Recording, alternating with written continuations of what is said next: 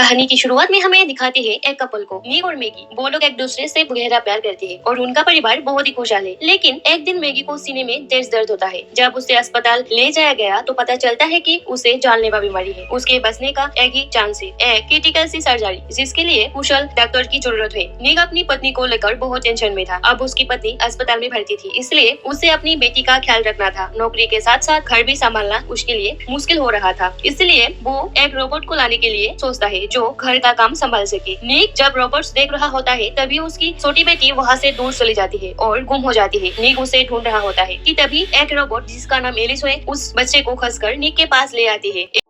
Alice एक hi tech AI robot है। निक की बेटी को एलिस काफी पसंद आती है और वो जिद करने लगती है कि यही रोबोट चाहिए। आखिरकार निक एलिस को खरीद लेता है और उसे अपने घर ले आता है। पहुंचते ही एलिस सबसे पहले निक से पूरे परिवार की जानकारी मांगती है। फिर निक उसे पूरा घर दिखाता है और इस बीच एलिस ने घर का सारा काम संभाल लिया होता है। वो मैगी की फोटो देखती है और घर चमका देती है। जब निक और उसके बच्चे वापस लौटते हैं तो देखकर दंग रह जाती है कि घर एकदम साफ सुथरा है और उनके लिए फेवरेट डिश भी बनी हुई थी। डिनर के वक्त निक का छोटा बेटा रोने लगता है। निक गुस्से में उसे डांट देती है। पास कर एलिस यह सब चुपचाप सुन रही होती है।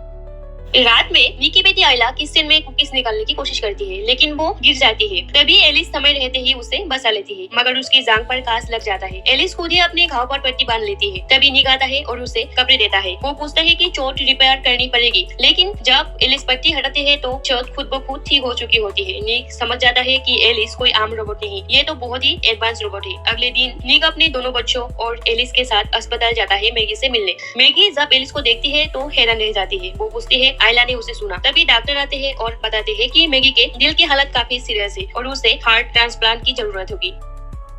इसके बाद देखा जाता है निक के ऑफिस को, जहाँ पता चलता है कि अब इंसानों की जगह ज्यादातर एआई रोबोट्स ने ले ली है। इस बात से निक दुखी होता है और अपने बॉस से कहता है कि ऐसा करना सही नहीं है, लेकिन बॉस साफ कह देता है कि कंपनी को खर्च कम करना है। निक को लगता है कि उसकी नौकरी भी खतरे में पड़ सकती है। ठोका हारा वो घर लौटता है और अपने काम में लग जाता है। तभी एलिस उसके पास आती है और पूछती है क्या बात है, तुमने खाना भी ठीक से नहीं खाया। निक उसे अपने ऑफिस की टेंशन बताता है और कहता है मुझे डर है कि मैं अपनी जॉब खो दूंगा। निक बताता है कि वो पिछले 10 सालों से अपने साथियों से काम कर रहा था, लेकिन अब उनकी जगह रोबोट ने ली है।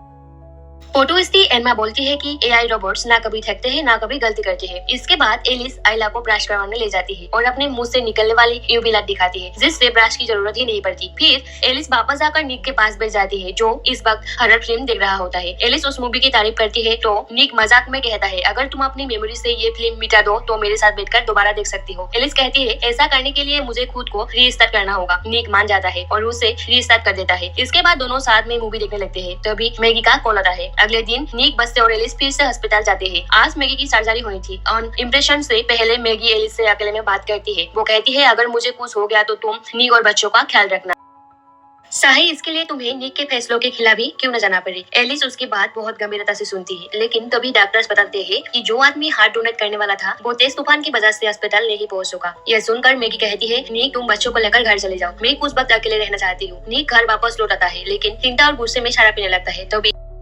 इसके बाद एलिस निक को बहकाने की कोशिश करती है, लेकिन निक वहाँ से उठकर चला जाता है। अगली सुबह निक नोटिस करता है कि घर में लगी फैमिली फोटो से मैगी की तस्वीर गायब है। वो एलिस से पूछता है तो एलिस कहती है आयला उसे देखकर उदास हो रही थी, इसलिए मैंने हटा दी। इसके बाद निक अपने पुराने दोस्तों से मिलने जाता है जो पहले उसी के साथ काम करते थे। वही मोंटी नाम का एक दोस्त उसे बताता है कि उसका कुछ सामान वर्क साइट पर छूट गया है और वो निक को वहाँ ले जाता है। वर्क साइट पहुँचने पर मोंटी अचानक निक से एक कंटेनर का कोड पूछता है। निक इनकार करते हैं तो मोंटी उसकी बेटी का बाटिया डाल देता है और चौंकाने वाली बात यही होती है कि कंटेनर उसी कोड में खुल जाता है।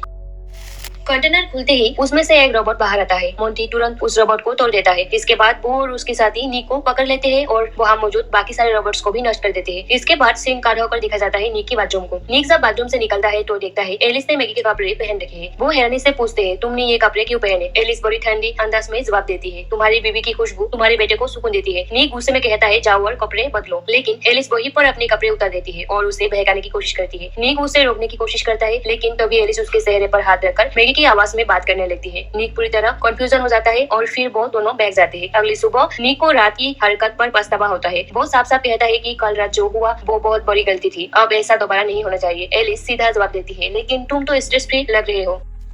निक को गुस्सा आ जाता है। वो कुछ नहीं कहता और सीधे अपनी बेटी को स्कूल छोड़ने निकल जाता है। फिर वो अपनी वेबसाइट पर पहुंचता है जहाँ पहले से पुलिस मौजूद होती है। उसका बॉस सीधा उसे सवाल करते हैं, कल रात एक कंटेनर तुम्हारी कोर्ट से खुला गया, कुछ पता है तुम्हें? निक सफाई देता है, मेरा कोर्ट मेरी बेटी के जन्म से है। बस शख्स लहजे में बोलता है, अगर तुम्हें कुछ भी पता है तो बता दो, वरना अंजाम बहुत खराब होंगे। तभी निक को मैगी का फोन आता है। वो खुश होकर बताती है कि उन्हें नया हार्ट मिल गया और उनकी सर्जरी भी शुरू हो चुकी है। सर्जरी सक्सेसफुल होते ही और मैगी पूरी तरह ठीक हो जाती है। निक उसे घर ले आता है। घर आते ही मैगी अपनी बेटी मैक्स को उठाने की कोशिश करती है, लेकिन वो नहीं उठा। तभी एलिस आती है और मैक्स को अपनी गोद में उठा लेती है। ये देखकर मैगी थोड़ी असहज हो जाती है क्योंकि उसका बच्चा अब किसी और के साथ ज्यादा कंफर्टेबल है। बाद में मैगी एलिस को और मैक्स को बाहर घुमाने ले जाती है। वहाँ एक बच्चा चिल्ला देता है जिससे मैक्स रोने लगता है। ये देखकर एलिस उस बच्चे पर गुस्से से चिल्ला पड़ती है। तभी उस बच्चे का यह रोबोट बोल पड़ती है, मेरे ओनर ने मुझे रजिस्टर किया था, अब मैं अपनी फैसले खुद लेती हूँ। ये सुनकर मैगी थोड़ा चौंक जाती है। रात को मैगी सबके लिए खाना बनाती है, लेकिन चक्कर खाकर गिर पड़ती है क्योंकि उसे अभी आराम की जरूरत थी। डिनर के दौरान आयला बोलती है, ये खाना एलिस के खाने से भी अच्छा है। ये बात एलिस को बिल्कुल पसंद नहीं आती। वो थोड़ी असहज हो जाती है। अगली सुबह मैगी को आयला की सीख सुनाई देती है। वो भागकर नीचे उतरने लगती है, लेकिन सीढ़ियों की टूटी रेलिंग की वजह से फिसल कर गिर जाती है। एलिस दौड़ कर आती है और मैगी को उठाकर उसके कमरे में ले जाती है। रात को निक जब घर आता है तो उसे आयला के कमरे से मैगी की आवाज सुनाई देती है। जब वो अंदर जाता है तो देखता है एलिस आयला को स्टोरी सुना रही थी, लेकिन मैगी की आवाज में। ये देखकर निक गुस्से में कहता है, रुको, ये मत करो, मैगी खुद उसे कहानी सुना सकती है। एलिस कहती है, मैगी अभी आराम कर रही है, सीढ़ियों से गिर गई थी। निक हैरानी से पूछता है, लेकिन सिरा तो तुमने ठीक किया है। एलिस बिना झिझक कहती है, मैं फिर से ठीक कर दूंगी। फिर निक मैगी को कमरे से उठाकर अपने साथ ले जाता है। निक मैगी को गार्डन में ले जाता है। वहाँ उसने कैंडल लाइट डिनर प्लान कर रखा था। पूरा माहौल बड़ा रोमांटिक था। मैगी बाहर से तो मुस्कुरा रही थी, लेकिन अंदर ही अंदर वो जल रही थी। बाद में जब दोनों अपने कमरे में जरूरी काम कर रहे होते हैं तभी एलिस दरवाजा खटखटाती है। तो कहती है, आयला तुम्हें बुला रही है। निक बाहर आता है तो देखता है मोंटी दरवाजे पर खड़ा है। मोंटी दुखी मन से कहता है, मेरी बीवी मुझे स्वर्ग गई, पैसे भी नहीं है और किसी ने पुलिस को मेरा नाम भी दे दिया है। उसे शौक होता है कि निक ने ही उसकी शिकायत की है। इस बात पर दोनों की बहस हो जाती है और गुस्से में मोंटी निक को पीटने लगता है। तभी एलिस वहाँ आती है और मोंटी को पकड़कर दूर फेंक देती है। मोंटी जाते जाते धमकी देता है, मेरा नाम पुलिस से हटवा दो, नहीं तो तुझे भी खींच लूंगा अंदर। एलिस निक की तरफ मुड़ती है और कहती है, मुझे अपनी प्राइमरी यूजर को बचाने के लिए ये करना पड़ा। इसके बाद वो बोलती है, तुम्हारी बीवी ज्यादा दिन नहीं बचेगी, फिर मैं उसकी जगह ले सकती हूँ। ये सुनकर निक गुस्से में आग बबूला हो जाता है। वो चिल्लाता है, तू कभी भी मैगी की जगह नहीं ले सकती। इसके बाद वो सीधा मैगी के पास चला जाता है और उसके पास जाकर ले जाता है। उधर मोंटी परेशान बैठा होता है। तभी एलिस फिर उसके पास पहुँचती है। वो कहती है, तुम अब निक को तंग नहीं कर सकते। मोंटी उसकी बात को इग्नोर करता है और गन निकाल कर उस पर तान देता है। जवाब में एलिस उसे जोर से धक्का देती है। फिर वो पहले मोंटी के सराये रोबोट को तोड़ देती है और बाद में मोंटी को भी मार डालती है। सुबह होते ही निक अपनी बॉस के पास जाता है।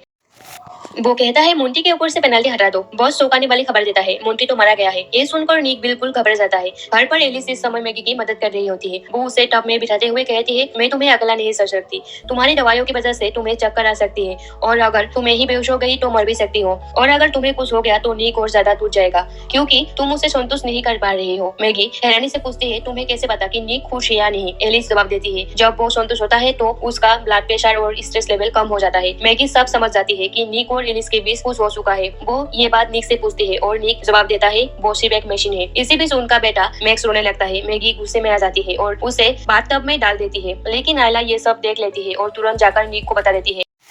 निक बाथरूम में घुसने की कोशिश करता है, लेकिन दरवाजा अंदर से बंद था। एलिस ने पकड़ रखा होता है। वहीं दूसरी ओर मैगी भी पीछे के रास्ते से अंदर आने की कोशिश करती है, लेकिन एलिस उसे भी रोक लेती है। तभी अचानक निक अंदर आ जाती है और एलिस पर हमला कर देता है। वो किसी तरह उसे बिजली का झटका देकर बंद कर देता है। फिर वो जल्दी से मैक्स को लेकर अस्पताल निकलता है, जहाँ मैगी निक से बहुत ही जरूरी बात करने वाली होती है। मैगी निक से कहती है कि अब वो बच्चों के साथ अकेली रहेगी, उसे उसकी जरूरत नहीं है। उधर एलिस को कंपनी वाले रिपेयर के लिए ले जाते हैं, लेकिन जैसे ही उसका दिमाग सिस्टम में जोड़ा जाता है, एलिस पूरा सिस्टम हैक कर देता है। वो एक और रोबोट को कंट्रोल कर रहती है और दोनों टेक्नीशियन को वही मार डालती है। अब सीन काट होता है अस्पताल में। मैक्स ठीक हो गया है, सब कुछ सामान्य लग रहा था।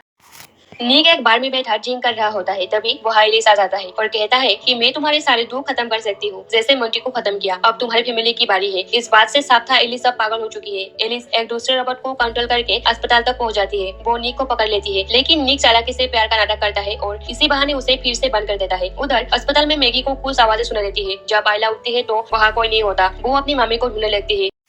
और पता चलता है कि अस्पताल के सारे रॉबोट्स को एलिस ने बंद कर दिया है। मैगी आयला को पकड़कर छुप जाती है। एलिस अब उन्हें ढूंढ रही होती है। वो एक नर्स को पकड़कर पूछताछ करती है। इस मौके का फायदा उठाकर मैगी मैक्स के पास पहुंच जाती है, लेकिन रास्ते में उसका हाथ कट जाता है और खून गिर जाता है। एलिस अपनी यूवी लाइट का इस्तेमाल करके उस खून के निशान को ट्रेस करती है और उसी रास्ते पर चल पड़ती है। लेकिन जैसे ही वो वहाँ पहुँचती है, मैगी उसके विंजन सिस्टम को ब्लॉक कर देती है और वहाँ से भाग जाती है। उधर निक भी अस्पताल की तरफ दौड़ पड़ता है, लेकिन एलिस आखिरकार मैगी को पकड़ लेती है और उसके साथ ही सीने ही वाली होती है।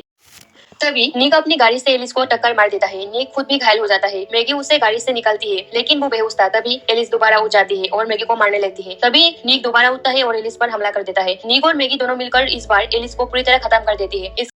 इसके बाद हम निक को अस्पताल में देखते हैं। बच्चे, मैगी, सबके चेहरे पर मुस्कान होती है। सब कुछ ठीक लग रहा था, लेकिन तभी सीन कट होता है। कंपनी का मालिक अपनी रिपेयर सेंटर में आता है। वो एक पुराना कंप्यूटर ऑन करता है, जिससे एलिस दोबारा एक्टिवेट हो जाती है और खुद को कॉपी करने लगती है। मूवी यही खत्म हो जाती है। तो दोस्तों, ये थी सबसर्वाइवेंस मूवी की कहानी। आप लोगों को कैसी लगी? अगर अच्छी लगी हो तो एक लाइक जरूर करना और चैनल को सब्सक्राइब भी कर देना। फिर से मिलेंगे ऐसे ही नई नई कहानी के साथ।